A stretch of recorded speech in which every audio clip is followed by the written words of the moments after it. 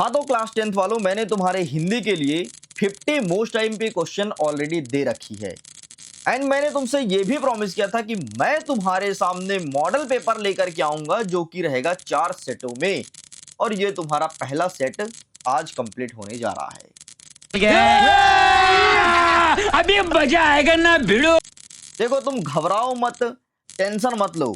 तुम अगर मध्य प्रदेश के हो और अगर तुम मध्य प्रदेश में किसी भी जिले के हो, किसी भी स्कूल के हो, तो बस अब इन 4 सेटों को अच्छे से कर लो। एग्जाम में बहुत ही अच्छा परफॉर्मेंस करने वाले हो, इस चीज को ध्यान रखना। तो चलो, बिना टाइम वेस्ट किए हम अपने वीडियो करते हैं शुरू और फटाफट सेट नंबर ए के सारे क्वेश्चंस को कंप्लीट करते हैं।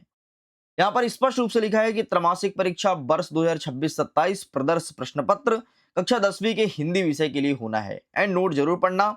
आगे बढ़ते हैं तो सामान्य निर्देश में लिखा है, ध्यान सुनना, कि सभी प्रश्न को हल करना अनिवार्य है। 1 से लेकर के 5 तक हमें मिलेगा वस्तुनिष्ठ प्रश्न।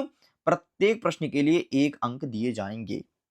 आगे कहता है कि 6 से 17 तक जितने भी क्वेश्चन हैं वो अति लघु उत्तरीय रहेंगे, मतलब 2 अंक निर्धारित किया गया है। 18 से 20 तक के सारे क्वेश्चन 3 अंकीय रहेंगे एंड 21 से 23 तक के सारे क्वेश्चन 4 अंकीय रहने वाले हैं। सभी प्रश्न में तुम्हें अतिरिक्त विकल्प मिलेगा, कौन सा प्रश्न कितने नंबर का है उसके सम्मुख दिया गया है। चलो, यहां पर कह रहा है पहला नंबर की सही विकल्प चुन करके लिखो। पहला नंबर कहता है कि प्रयोगवाद के जनक माने जाते हैं, कौन है? हरिऔध, निराला, मेहता या फिर अज्ञेय। इसका सही आंसर लिखना है ऑप्शन नंबर घ, अज्ञेय। परशुराम की भुजा किसने काटी थी? तो परशुराम की भुजा किसने काटी थी? तो सहस्त्रबाहु ने काटा था। आगे बढ़ते हैं। फसल कविता के कवि हैं, फसल कविता के कवि कौन है? तो यहां पर लिखना है आपको ऑप्शन नंबर ख, नागार्जुन। नेक्स्ट कहता है कहानी के कितने तत्व माने गए हैं? तो कहानी के 6 तत्व माने गए हैं। नेताजी की मूर्ति की ऊंचाई कितनी थी? तो उनकी जो मूर्ति थी वो 2 फीट की थी, या फिर 2 फुट कह सकते हो। छठवां नंबर कहता है कि भारत का स्विट्जरलैंड किसे कहते हैं? तो कटकों को कहते हैं, कटाओं को। अर्थात इस प्रकार से ये हमारे 6 क्वेश्चन हो गए कंप्लीट। आगे बढ़ते हैं। प्रश्न नंबर 2 कह रहा है रिक्त स्थान की पूर्ति करो। पहला नंबर कहता है कि नेता का चश्मा गद्य डैश डैश डैश की विधा है। नेता का चश्मा क्या है भाई? तो ये है कहानी, तो यहां पर आपको कहानी लिखना है। नेक्स्ट कहता है शहनाई वादन में डैश डैश डैश को भारत रत्न की उपाधि प्राप्त है। तो बिस्मिल्लाह खां को। ठीक है, बिस्मिल्लाह खां यहां पे लिखना है, ध्यान सुन लो, लिख लेना भाई। ठीक है, बिस्मिल्लाह खां। बिस्मिल्लाह खां को ही शहनाई वादक का शहनाई का नायक कहा जाता था। ठीक है। नेक्स्ट कहता है गोपियों को डैश डैश के समान मानती है। तो गोपियों किसके? कड़वी ककड़ी के समान। ठीक है। नेक्स्ट कहता है चौथा नंबर की प्रयोगवाद हिंदी कविता के प्रवर्तक कौन है? तो अज्ञेय यहां पर लिखना है। प्रयोगवाद हिंदी कविता के जो प्रवर्तक हैं वो हैं अज्ञेय जी। ठीक है, तो यहां पर आपको अज्ञेय लिख देना है। नेक्स्ट कह रहा है कि आभा फागुन की डैश डैश है, तो अट नहीं रही है। एंड हमारा छठवां नंबर कहता है कि किसी महापुरुष के जीवन वृत्त का यथार्थ प्रस्तुत क्या कहलाता है? तो इसे हम कहते हैं जीवनी। तो यहां पर लिखोगे जीवनी। ओके, इस प्रकार से आपका ये होता है कंप्लीट। आगे बढ़ते हैं। ट्रू फॉल्स मतलब सत्य सत्य को देखते हैं। पहला नंबर कह रहा है कि किसी घटना का आंखों देखा सरल वर्णन क्या रिपोर्टाज कहलाता है? नहीं यार, आंखों देखे घटना रिपोर्टाज नहीं है। बाल गोविंद भगत भगत जो थे कबीर को साहब मानते थे, बिल्कुल सही है। बिस्मिल्लाह खां हिंदू मुसलमान एकता के समर्थक थे, बिल्कुल सही बात है। संस्मरण में कल्पना तत्व की प्रधानता होती है ना, संस्मरण में कल्पना कहीं नहीं होती, गलत होगा। परशुराम के क्रोध से लक्ष्मण डर गए थे? अरे कहां डर गए थे लक्ष्मण, असत्य हो जाएगा। रामधारी सिंह दिनकर क्या प्रगतिवादी कवि हैं? बिल्कुल सही हो जाएगा। इस प्रकार से तुम्हारा पहला, चौथा, पांचवा गलत, बाकी सब कुछ सही है। आइए देखते हैं 4 नंबर का प्रश्न, सही जोड़ी मिलाइए, फटाफट मिलाते हैं। सबसे पहले कहता है गिरजा कुमार माथुर तो नई कविता के कवि माने गए हैं। अज्ञेय से किसको मिलाओगे? तो अज्ञेय को हम मिलाएंगे परशुराम से। ठीक है, एक सेकंड, सॉरी सॉरी सॉरी, अज्ञेय को हम मिलाएंगे यहां पर प्रयोगवाद के कवि से। ठीक है, प्रयोगवाद के कवि हैं अज्ञेय। नेक्स्ट कहता है उत्साह है, तो उत्साह का हम क्या मिलाएंगे? उत्साह का मिलाएंगे हम निराला, सूर्यकांत त्रिपाठी निराला। नेक्स्ट कहता है फरसा, तो फरसा का हम मिलाएंगे परशुराम से। गद्य की प्रमुख विधाएं, तो ये निबंध हो जाएगा। एंड नाटक सम्राट जयशंकर प्रसाद को माना जाता है। आगे बढ़ते हैं, 5वां नंबर कह रहा है कि एक वाक्य में उत्तर दीजिए। ठीक है, बाल गोविंद भगत किसके पद गाते थे? तो कबीर दास के पद गाया करते थे बाल गोविंद भगत, अगर तुम्हें याद होगा तो। और इन्हीं का लड़का मर गया था, तो ये खजड़ी बजा बजा के और कबीर के पद का गायन करते थे। मानव संस्कृति किस प्रकार की संस्कृति है? तो जो मनुष्य की संस्कृति है वो अविभाज्य है, उसे कोई बांट नहीं सकता, उसे कोई तोड़ नहीं सकता। हिंदी की सर्वाधिक लोकप्रिय विधा कौन सी है? तो हिंदी की सर्वाधिक लोकप्रिय विधा है वो है कहानी। ठीक है, कहानी याद रखिएगा, सबसे लोकप्रिय विधा कहानी है। इसीलिए जब आप छोटे थे ना तो दादी माँ आपको कहानी सुनाती थी कि ले बेटा कहानी सुन ले। नेक्स्ट कहता है नई कविता का प्रारंभ कब हुआ है? तो 1950 से हुआ है नई कविता का प्रारंभ। और नई कविता में भाई आप कई प्रकार के भाषाओं का प्रयोग कर सकते थे, कई प्रकार के अलंकारों का, रसों का प्रयोग कर सकते थे। राहुल संखात्रायन किस विधा के प्रसिद्ध लेखक हैं? तो यात्रा वृत्तांत बढ़िया लिखते थे ये, तो यात्रा वृत्तांत कर देना। ठीक है, राहुल संख्यात्रायन जी को। नेक्स्ट कहता है नाना साहब कितने खीरे खरीदे थे? तो वो 2 खीरे खरीदे थे। सॉरी, नवाब साहब ना, कितने खीरे खरीदे थे? तो 2 खीरे खरीदे थे। चलिए स्टूडेंट्स, अब आगे बढ़ते हैं। अब हम 2 अंक के प्रश्न को फटाफट कवर अप करेंगे। अच्छा, अगर तुम्हें इसका पीडीएफ डाउनलोड करना है तो लिंक डिस्क्रिप्शन बॉक्स में है, जाकर के फटाफट टेलीग्राम पर जुड़ो, वहीं पर इसका पीडीएफ शेयर किया जाएगा, वहां से आप डाउनलोड कर सकते हो आराम से। हमारा 6वां नंबर कहता है कि उद्धव के व्यवहार की तुलना किन किन से की गई है? और यहीं पर 8वां में कहता है कि गोपियों के अनुसार राजा का धर्म क्या होना चाहिए? तो ये रहा तुम्हारे सामने आंसर। उद्धव के व्यवहार की तुलना किन किन से की गई है? तो इनके व्यवहार की तुलना सबसे पहले कमल के पत्ते से और तेल लगी गागरी से की गई है। बाकी पूरा आंसर लिखा है, देख लीजिए। गोपियों के अनुसार राजक धर्म क्या होना चाहिए? तो राजक धर्म होना चाहिए कि अपनी प्रजा की रक्षा करे। ठीक है, बाकी पूरा आंसर दिया गया है। हमारा 7वां नंबर कह रहा है कि परशुराम के क्रोध करने पर लक्ष्मण ने धनुष टूट जाने के कौन कौन से तर्क दिए थे? और यहीं पर 8वां में कह रहा है कि लक्ष्मण ने वीर योद्धा की क्या क्या विशेषता बताई है। आइए देखते हैं। सबसे पहले तर्क कौन कौन सा दिए थे? उनका कहना था कि अरे यार ये धनुष तो बहुत पुराना हो गया है। ठीक है, श्री राम ने जानबूझ के नहीं तोड़ा है, छूते ही टूट गया है, और इसमें भगवान श्री राम का कोई दोष नहीं है। ठीक, इस प्रकार की बातें इन्होंने कही थी। लक्ष्मण ने वीर योद्धा की क्या क्या विशेषता बताई? सबसे पहले बताई है कि वीर योद्धा जो होता है वो युद्ध भूमि में अपने साहस और धैर्य का परिचय देता है ना, चिल्लाता नहीं है। और वीर योद्धा अपने बारे में बार बार बखान नहीं करता कि हम ये कर देंगे वो कर देंगे, है ना। और वीर योद्धा अपशब्द का प्रयोग नहीं करता, मतलब गलत शब्दों का गाली गलौज वगैरह ये सब नहीं देता है, जो सच में वीर योद्धा होता है। तो इस प्रकार से तुम्हें लिखना है। 8वां नंबर कह रहा है कि नई कविता की 2 विशेषताएं बताना है। एंड इसी के अथवा कहता है कि प्रगतिवाद की 2 विशेषताएं बताइए। आइए देखते हैं। नई कविता की 2 विशेषताएं, सबसे पहले ये रहा, इसमें आधुनिक जीवन समस्याओं, संघर्षों और तनाव और यथार्थता का चित्रण किया गया है। और इसमें मुक्त छंद, नवीन प्रतीक, बिंब, सरल बोलचाल भाषा का प्रयोग किया गया है। एंड प्रगतिवाद का ये रहा तुम्हारे सामने, इसमें शोषित, पीड़ित, मजदूर और किसान वर्ग के जीवन तथा समस्याओं का चित्रण किया गया है। और इसमें सामाजिक असमानताएं, आर्थिक शोषण, अन्याय का विरोध किया गया है। बस इतना आपको छाप देना है।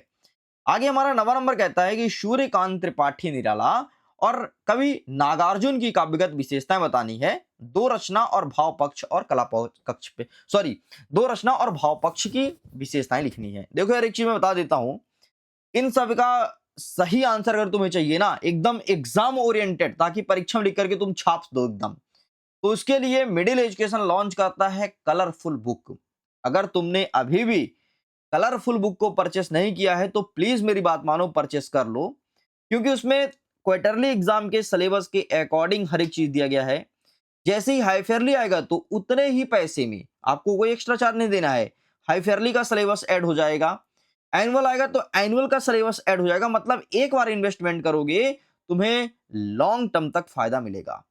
10 मंथ की वैलिडिटी है, आराम से पढ़ो और अपने दोस्तों को पढ़ाओ, है ना। तो बहुत फायदा मिलना है।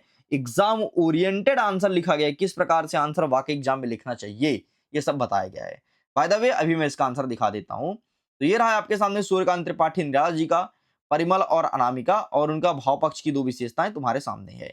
कवि नागार्जुन युगधारा लिखते हैं और सतरंगे पंखों वाली लिखते हैं। बाकी और भी रचनाएं जैसे भस्मासुर वगैरह, भस्मांकुर वगैरह। ठीक है, बाकी ये रहा इनका भाव पक्ष की 2 विशेषताएं।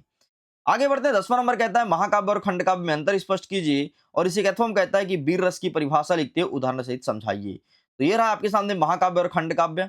बढ़िया, इससे भी सरल अंतर चाहिए तो जाकर के देखिए कलरफुल बुक में, उसमें बहुत अच्छे से दिया गया है। एंड वीर रस की जो परिभाषा यहाँ पर लिखी गई है ना, अगर ये परिभाषा तुम्हें याद नहीं हो रहा, कठिन लग रहा है, या फिर कोई भी रस का परिभाषा तुम्हें कठिन लग रहा है, तो एक ऐसा परिभाषा दिया है आपके कलरफुल बुक में जिसमें तुम कोई भी रस का बना सकते हो, कोई भी रस का बना सकते हो। थोड़ी सी नाम बस चेंज करना पड़ेगा रस का, बाकी परिभाषा तैयार है और एग्जाम में पूरे नंबर मिलेंगे। ठीक है, बाकी यहाँ पर उदाहरण देख लो। बुंदेले हर बोले के मुख संदेश सुनी कहानी थी, खूब लड़ी मर्दानी वह तो झांसी वाली रानी थी, वीर रस का उदाहरण है। आगे बढ़ते हैं। शांत रस का परिभाषा लिखते हुए उदाहरण देना है। अर्थों में कहता है कि मानवीकरण अलंकार को परिभाषित कीजिए। तो ये रहा है आपके सामने शांत रस। ठीक है, ये देखो फिर से तुम्हारे सामने परिभाषा लिखा है, लेकिन अगर ये परिभाषा कठिन लगे तो कलरफुल बुक में हमने एक शॉर्ट ट्रिक के माध्यम से परिभाषा बना रखी है। एंड ये रहा इसका उदाहरण। एंड अथवा वाला देख लो। मानवीकरण अलंकार क्या होता है कि ऐसा लगता है कि यहाँ जहां कहीं पर मानव का बोध हो रहा हो, निर्जीव से मनुष्य का तुलना किया जाए, उसे कहते हैं मानवीकरण अलंकार। जैसे फूल हंस रहे हैं, कलियां मुस्कुरा रही हैं। अब देखो फूल तो कभी हंसते नहीं है, कलियां तो कभी मुस्कुराती नहीं है, लेकिन इनका तुलना सीधे मनुष्य से किया गया है, इसलिए इसे कहते हैं मानवीकरण अलंकार। 12वां नंबर कहता है कि जीवनी और आत्मकथा में दो अंतर बताओ। इसी के अथवा में कहता है कि नाटक और एकांकी में अंतर लिखो। आइए दिखाते हैं। ये रहा आपके सामने जीवनी और आत्मकथा, एंड ये रहा नाटक और एकांकी। टेका स्क्रीनशॉट, भाई स्क्रीनशॉट ले लो। बाकी इसका पीडीएफ चाहिए तो लिंक दिया है टेलीग्राम का डिस्क्रिप्शन बॉक्स में, जाकर के जुड़ो और टेलीग्राम से डाउनलोड कर लो। 13वां नंबर कहता है सेनानी ना होते हुए भी चश्मे वाले को लोग कैप्टन क्यों कहते थे। और अथवा में कह रहा है कि भगत की पुत्रवधि उन्हें अकेले क्यों नहीं छोड़ना चाहती थी। तो ये रहा तुम्हारे सामने, दोनों क्वेश्चन का आंसर अच्छे से प्रिपेयर कर लो, एग्जाम में 100% देखने को मिलेगा। आगे 14 नंबर कहता है कि भगत के व्यक्तित्व और उनकी वेशभूषा का अपने शब्दों में लिखना है। अथवा में कहता है कि नेताजी सुभाष चंद्र बोस की मूर्ति को देख करके लेखक के मन में कौन सी कमी खटकी थी। तो ये रहा आपके सामने भगत वाला, सबसे पहले ये देख लो। एंड ये रहा अथवा अथवा का कि नेताजी सुभाष चंद्र बोस को मूर्ति के देख करके कौन सी कमी खटकी, ये लिखा गया है। Okay, all right. आगे बढ़ते हैं। नेक्स्ट क्वेश्चन कहता है कि मन्नू भंडारी और स्वयं प्रकाश जी के बारे में लिखना है, दो रचनाएं और भाषा और शैली। ठीक है, तो आइए देख लेते हैं मन्नू भंडारी स्वयं प्रकाश। ये रहा आपके सामने स्वयं प्रकाश। दो रचनाएं, सूरज कब निकलेगा, बाजार दर्शन, ठीक है, ईंधन, नागरिक और भी हैं। और भाषा और शैली को देख लीजिए, यहाँ पर ये भी मेंशन है। अगर मैं अथवा की बात करूं तो मन्नू भंडारी का रहा ये आपका बंटी और महाभोज। ठीक है, और ये रहा तुम्हारे सामने भाषा शैली की, इनकी भाषा और शैली कैसी थी। आगे बढ़ते हैं। नेक्स्ट हमारा 16 नंबर कह रहा है कि संधि विच्छेद करके संधि का नाम लिखना है। पहला नंबर है रामावतार और दूसरा नंबर है विद्यालय। आइए देखते हैं। तो इसका आंसर ये रहा रामावतार का। सबसे पहले रामधन अवतार बनेगा, जो कि दीर्घ स्वर संधि है। ठीक है, इसका रीजन भी मैंने लिख दिया, देखो रीजन भी लिख दिया हूं भाई। और ये रहा सेकंड नंबर विद्यालय, ये भी दीर्घ स्वर संधि है और इसका रीजन यहाँ पर लिखा गया है कि बड़ा मिलके बड़ा बनता है। आगे बढ़ते हैं। नेक्स्ट कहता है अथवा में कि निर्देशानुसार वाच्य को परिवर्तन करना है। जैसे शिव चरण से पाठ पढ़ाया जाएगा, कृतवाच्य बनाना है। और मोहन खूब सोए, इसका बनाना है भाववाच्य। आइए देखते हैं। ये रहा शिव चरण से पाठ पढ़ाया जाएगा, तो शिव चरण पाठ पढ़ाएगा, और मोहन वाला ये रहा मोहन से खूब सोया गया। आगे देखते हैं। नेक्स्ट क्वेश्चन हमारा 17 नंबर कहता है कि भोलानाथ अपने साथियों को देख करके सिसकना क्यों भूल जाता है। यहीं पर अथवा में कहता है कि माता का आंचल पाठ में माता पिता का बच्चे के प्रति क्या वात्सल्य भाव है, उसे अपने शब्दों में लिखना है। तो ये रहा आपके सामने, सबसे पहले सिसकना क्यों भूलता है और ये रहा वात्सल्य भाव वाला, तो दोनों का फोटो क्लिक कर लो। आगे हमारा 18 नंबर कहता है निम्नलिखित का संदर्भ प्रसंग सहित भावार्थ लिखो। ठीक है, हमारे हरी हरी लिखी लकड़ी, ठीक है, मन क्रम वचन, ये वाला पूछा गया है। अथवा में क्या कह रहा है कि लखन कहाँ, हंसी हमरे जाना। ठीक है, ये वाला पूछा गया, तो आइए देख लेते हैं दोनों का आंसर। तो ये रहा सबसे पहले तुम्हारे पास सूरदास वाला, तो संदर्भ लिख दिया हूं, प्रसंग लिख दिया हूं, बकायदे अर्थ भी लिख दिया हूं। एंड अथवा का ये रहा राम लक्ष्मण परशुराम संवाद से लिया गया है। तो ये रहा तुम्हारे सामने संदर्भ, ये रहा प्रसंग, और ये रहा तुम्हारे सामने भावार्थ मतलब अर्थ। आगे बढ़ते हैं। 19 नंबर क्या कह रहा है कि गद्यांश का संदर्भ प्रसंग सहित व्याख्या करना है। बाल गोविंद भगत वाला दिया गया है और अथवा में दिया गया है बार बार सोचते। आइए दिखा देते हैं इसका भी आंसर। तो ये रहा बाल गोविंद भगत वाला, सबसे पहले संदर्भ दिया गया है कि हमारी गद्यांश हमारी पाठ्य पुस्तक बाल गोविंद भगत के पाठ से लिया गया है। इसके लेखक का नाम राम वृक्ष बेनीपुरी जी है। एंड ये रहा आपके सामने प्रसंग, प्रसंग देख लीजिए, और ये रहा इसका व्याख्या है। अथवा में बात करते हैं तो नेताजी के चश्मा वाले पाठ से लिया गया है। ठीक है, एंड ये रहा इसका संदर्भ और ये रहा इसका प्रसंग और ये नीचे दिया है व्याख्या। आगे बढ़ते हमारा 20वां नंबर कह रहा है कि किसी एक पर विज्ञापन रेडी करना है, नशा मुक्ति पर या फिर खिलौने की बिक्री पर। आइए दिखाते हैं विज्ञापन। ये रहा विज्ञापन आपके सामने। बस इसमें एक काम नहीं है, वो काम क्या है, ये बॉक्स में नहीं है, तो प्लीज इसे बॉक्स में जरूर करना। ठीक है, ये हमेशा डिब्बा में होता है।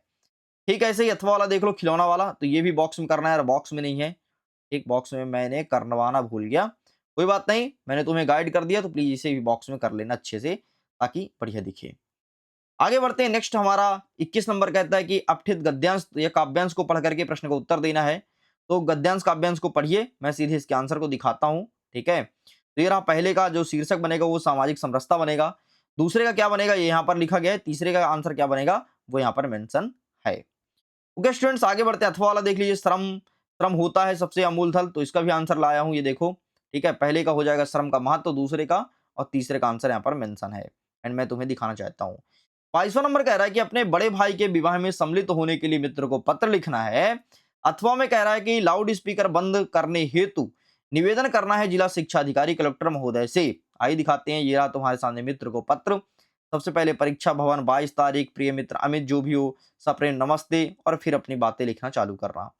ठीक है, लाउड स्पीकर बंद कराने के लिए कलेक्टर साहब को पत्र। तो सेवा में जिलाधीश महोदय, जिला शिक्षा अधिकारी कार्यालय जिला, जिला कोई भी, सीधी, शहडोल, रीवा, उमरिया, खंडवा, जो भी हो लिख देना। विषय लाउड स्पीकर का तेज आवाज में प्रयोग बंद कराने के संबंध में आवेदन। फिर पूरा आवेदन लिखोगे, फिर लिखोगे धन्यवाद भवदीय, अपना नाम लिख देना, कक्षा लिख देना और दिनांक मैंने लिख दिया है। तो इस प्रकार से स्टूडेंट्स हमने 22 तक कवर कर लिया। 23वां नंबर क्या कह रहा है, किसी एक विषय पर निबंध लिखो, तो कोई भी एक तैयार कर लेना। ये मैं आपके लिए एक होमवर्क तौर पे क्वेश्चन दे रहा हूं। ठीक है, बाकी इस प्रकार से हमने A to Z set number A को पूरा कंप्लीट कर लिया है। अगर आपने वीडियो को एंड तक देखा है तो वीडियो में सेट नंबर B जरूर लिखना, ताकि हमें पता लगेगा कि वाकई आप अपने पढ़ाई के लिए डेडिकेटेड हो और वीडियो को एंड तक आपने देख लिया। ओके स्टूडेंट्स, बाकी इसका PDF जाइए फटाफट डाउनलोड कीजिए टेलीग्राम से, लिंक दिया डिस्क्रिप्शन बॉक्स में, और अपने पढ़ाई को और बेहतर बनाइए। तो मैं वीडियो को एंड करता हूं, जल्द ही मिलेंगे सेकंड पार्ट के साथ। Thank you and bye bye.